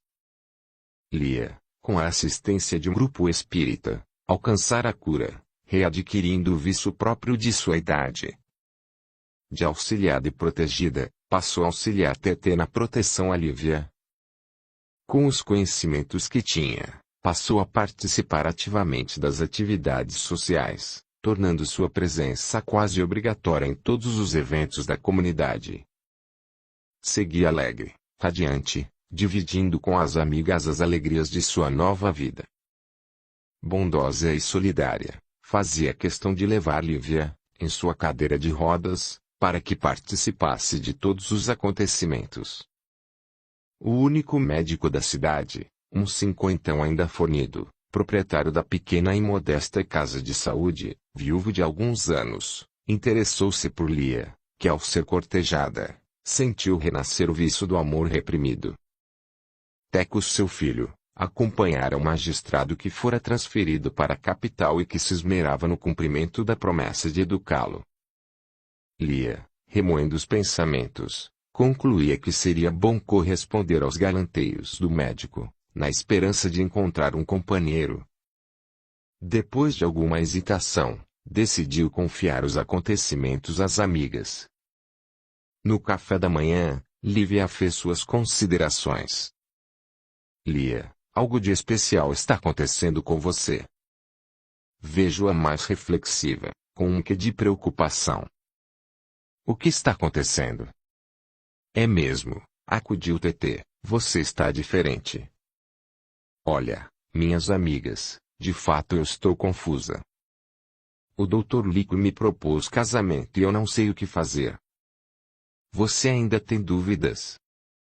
Ele é bom, honesto, caridoso, bem aparentado. O que você quer mais na vida? Lívia, eu tenho medo, penso no Teco. Ele vai ficar feliz sabendo disso. O Dr. Lico o admira muito. TT interferiu na conversa. Vá correndo aceitar a proposta dele. Nenhuma mulher nesta cidade enjeitaria aquele homem para marido. A proposta foi aceita. O casamento foi aguardado como o acontecimento mais importante da cidade. Paulo e o Dr. Teófilo, o velho magistrado, foram convidados e, com eles veio o Teco, já bem talhudinho e bem vestido. Todos da cidade e vizinhança compareceram ao ato, emprestando uma certa pompa à cerimônia. Após o casamento, Lia integrou-se à vida do esposo, passando a auxiliá-lo como enfermeira na casa de saúde. Era dedicada e prestimosa, cuidando dos pacientes com desvelo. Não havia na cidade, uma casa, uma família, onde o Dr. Lico e sua esposa Lia, não houvessem entrado prestando socorro. Eram solicitados por políticos e politiqueiros, para ingressarem em partidos políticos, dado o prestígio de que desfrutavam, convites sempre recusados com delicadeza. Lia, pouco a pouco levou o marido a conhecer e aceitar a doutrina espírita. A vida continuava na rotina de sempre, a mesmice, o tempo passando lento, a espera indefinida, a esperança além dos horizontes. Foi quando a Modorra foi vencida pela tragédia. O Chico Berro fora tocaiado e trazido às pressas para as mãos do Dr. Lico, que se entregou ao socorro com desvelo, auxiliadas pela bondosa Lia. Muitos dias passou o fazendeiro entre a vida e a morte. Na cidade, a grande maioria odiava aquele homem, alguns desejando, mesmo, a sua morte. Acácio, fazendeiro confrontante do Chico, após a última notícia, desabafou. Bem que ele poderia morrer e ir pro inferno. Não diga isso, homem, Deus é quem sabe das coisas, repreendeu a mulher de Acácio. Maria, vasilha ruim não quebra, chumbo costuma engordar gente ruim. Cala essa boca, pra não ser castigado. Dias e noites se sucederam com o Dr. Lico e a esposa à cabeceira do fazendeiro, até que os ares da melhora começaram. Chico começou a tomar conhecimento dos fatos e a avaliar o auxílio e dedicação que estava recebendo. Já um pouco melhor, questionou o médico. Doutor, eu vou escapar? A fase mais difícil já passou. Se não houver uma infecção, acho que você vai ficar bom. Em dado momento, na ausência do médico, Chico chamou Lia para perto de si, tomou-lhe a mão e perguntou. Dona Lia, você não foi a mulher do Quito? Lia precipitou-se nas brumas de um passado tenebroso, pela recordação provocada. Refeita, tomou forças e serenidade para responder. De fato, seu Chico, eu fui a esposa do Quito, mas isso já passou. Não, para mim não passou. Nunca pensei que existisse gente como você, pois, pelo mal que lhe fiz, poderia deixar que eu morresse. Eu vou devolver as terras que eram de vocês, só não posso devolver a vida do Quito. Seu Chico, esqueça tudo isso. Não queremos nada, muito menos as terras. Se quiser me fazer um favor, esqueça isso. Chico Berro, o abrutalhado e violento fazendeiro, sentiu, talvez pela primeira vez, as lágrimas rolarem, enquanto Lia colocava o soro em sua veia. A vida é assim, a mão que bate, fere-se, a mão que acaricia, perfuma-se. A vida continuava alegre e feliz, para aqueles amigos, que sabiam valorizar mais os verdadeiros dons oferecidos pelo Pai, que os passageiros e imediatos valores materiais. Lia, era a esposa dedicada e enfermeira querida pelo povo. Tetê, humilde, sábia e doce, desdobrava-se no zelo a Lívia e no trabalho assistencial no centro espírita. Lívia, embora presa às restrições da paralisia, participava de tudo, locomovendo-se em sua cadeira de rodas, chegando a fazer palestras sobre temas espiritualistas, no centro e em cidades vizinhas, onde era ouvida com agrado. As três amigas e o menino Teco, eram exemplos vivos de vitória sobre dificuldades, pela força da perseverança e da fé. Paulo retornou para uma visita a Lívia e suas companheiras. O sol se punha, escondendo-se na proteção das serras, anunciando o luar da lua cheia, no silêncio da noite que se aproximava. Paulo seguia, rua acima, ruminando seus pensamentos. Como seria bom viver em paz, satisfeito com a vida, no cimento da fé e na ausência dos atritos, nos torvelinhos das ambições e da ganância e do lucro. Deve ser bom viver como Lívia e suas amigas. Perto de casa, como de outras feitas, ouviu o melodioso coro das moças, repetindo as mais doces canções, as mais ricas do cancioneiro popular. Repetiram o luar do sertão, a tristeza do Jeca, a asa branca, assum preto e a inevitável Índia. O jovem, batido pelas reflexões, como já o fizera outras vezes, sentou-se nas raízes da frondosa árvore que vicejava à frente da casa, para não interromper e deliciar-se com o canto. Foram momentos valiosos para o agrimensor, revivendo emoções que não poderia reprimir. Sentia que algo lhe faltava para respirar plenamente, os haustos da vida. Seria o amor? Uma voz interior, como se fora um vulcão em borbotões, empolgou a sua mente. O que te falta é a fé. As moças arrematavam cantando. Não sei se é sucesso, se é atraso ou progresso, para chegar à riqueza, depredar a natureza. É o progresso, matando a natureza, acabando com a beleza, do meu sertão. É o sucesso, nas asas da avareza, na ambição da riqueza, sufocando o coração. Não sei se é sucesso, se é atraso ou progresso, para chegar à riqueza, acabar com a natureza. Paulo não resistiu, entrando na casa, onde foi recebido com a costumeira manifestação de alegria. Conversa animada, café servido, veio a noite dourada pelo luar. Passado algum tempo, chega o Belchior, visivelmente agitado. Boa noite, peguei todos juntos, quero falar com vocês, disse o inesperado visitante. Entre Belchior, AK1C, vamos assistir à reunião, depois você dirá o que deseja, observou TT. Era o dia da reunião espírita semanal que realizavam na casa. Os outros companheiros, membros do centro espírita, começaram a chegar, perfazendo um número aproximado de 15 pessoas. Organizada a mesa, cada uma em seu lugar, uma senhora abriu os trabalhos, como sempre fazem os espíritas. Paulo percebeu nitidamente a presença da Madre Angélica, envolvendo o corpo de TT, que levantou-se, convidou Belchior para sentar-se numa cama no quarto contíguo, onde colocou as mãos sobre sua cabeça pedindo a retirada de seres invisíveis. Belchior caiu em profundo sono, quase imediatamente. TT, envolvida por Madre Angélica, voltou ao seu lugar, fez uma preleção edificante, concluindo por afirmar: a espinha dorsal da doutrina espírita é a prática do bem, que é, em síntese, a manifestação de Deus. A seguir fez-se silêncio tumular. A penumbra foi vencida pouco a pouco por um foco luminoso, que envolvia a figura de um ancião, do qual se destacava o olhar firme e penetrante. Paulo, já feito aqueles fenômenos que atribuía às emanações da mente, reconheceu a figura de Arcana, velho conhecido seu. O ser materializado falou: Paulo, a tarefa que tens pela frente está no momento de ser iniciada. Que tarefa é essa?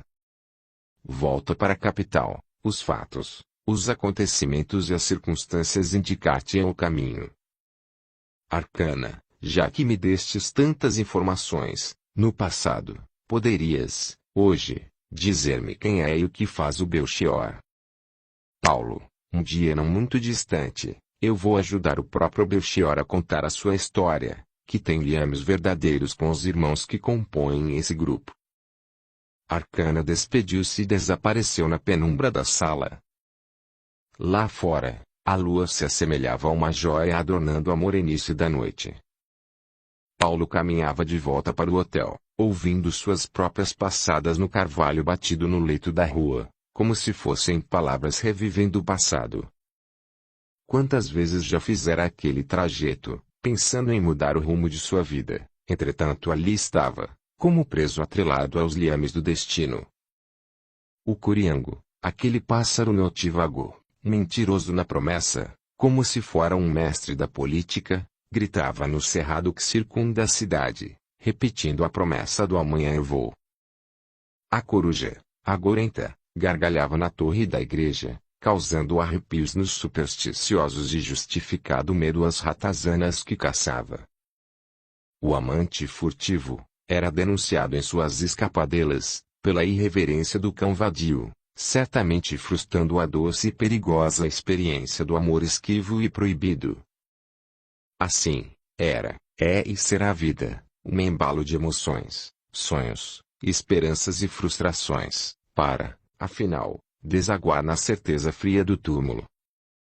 O agrimensor, andando, como de outras feitas, ouvia a viola e a canção do Tito da Viola, o amante plural de pacientes e conformadas mulheres. Ele, elas e a multiplicada prole, cantavam. Mata a solidão, no esquecimento da paixão, no balanço da vida. De fato só vale a pena, o abraço da morena, o amar e ser amado. Deixe o sofrer de lado, esqueça a dor, a solidão. Afoga teu coração, no amar e ser amado. Mata a solidão, no esquecimento da paixão. Tito cantava, o agrimensor se ia, sem saber para onde, acorrentado ao seu destino. Na capital, o dia amanhecera amormaçado, como se pronunciasse algo desagradável. A campainha chamou, Paulo foi atender. Em sua frente estava o Teco, já rapazola, destacando-se pela indumentária perfeita e bem acabada. Agora ele era assistido pelo antigo magistrado e, mais, pela mãe e o seu marido, o doutor Lico. Era um belo moço, uma promessa que o futuro não desmentiu. O agrimensor, alegre, o convidou a entrar. Que alegria vê-lo tão bem apessoado. Quais são as novidades? Dr. Paulo, trago más notícias. A nossa Lívia, de acordo com as informações do Dr. Lico, está prestes a deixar a vida e pediu que fôssemos vê-la pela última vez. De imediato tomaram as providências para irem ao encontro da amiga, o que fizeram em pequeno avião fretado às pressas. A cidade acompanhava com tristeza o desenrolar da doença da moça. O Dr. Lico fazia o que podia, sentindo que os seus recursos se mostravam impotentes diante da morte.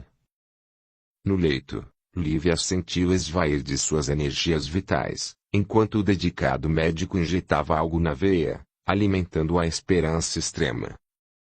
Paulo, a tudo atento, percebeu que Lívia levantou-se do leito, como um ser etérico, deixando inerte o corpo físico, como se fora uma roupa abandonada. Colocou-se de pé, olhou seu próprio corpo, sorriu para o agrimensor e deixou escapar uma prece audível para o jovem.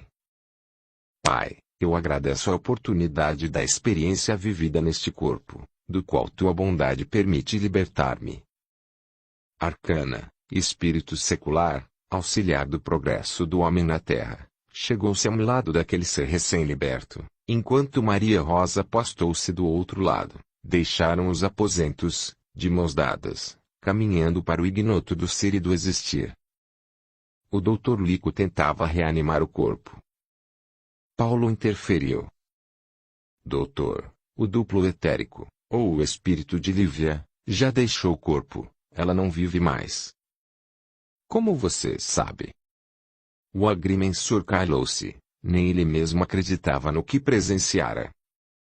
Olhou e percebeu que Tete observava tudo, sem uma única lágrima. Você não chora a morte da amiga?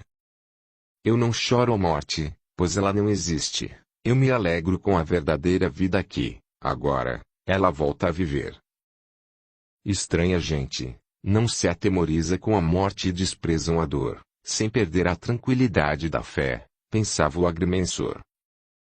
Gostaria de ser espírita, talvez até já seja, sem a confissão da fé. E assim a vida seguiu no seu desenrolar para todos, e o agrimensor seguiu seu destino de estudos, filosofando em todas as experiências vividas e aprendidas até aquele momento. Fim. Este audiolivro representa uma contribuição do canal Surya Chand Audiobook, para aqueles que necessitam, como é o caso dos deficientes visuais, e como forma de acesso e divulgação para todos. Se inscreva, ative o sininho, e clique em todas, para receber as notificações de novos audiolivros. Deixe o seu gostei, o seu comentário, e compartilhe. O seu apoio ajuda o canal a crescer. A gratidão é o caminho da evolução. Torne-se membro do canal, e dê o seu apoio ao trabalho realizado com muito carinho para você. Lembre-se de valorizar e reconhecer o trabalho do autor, adquirindo suas obras.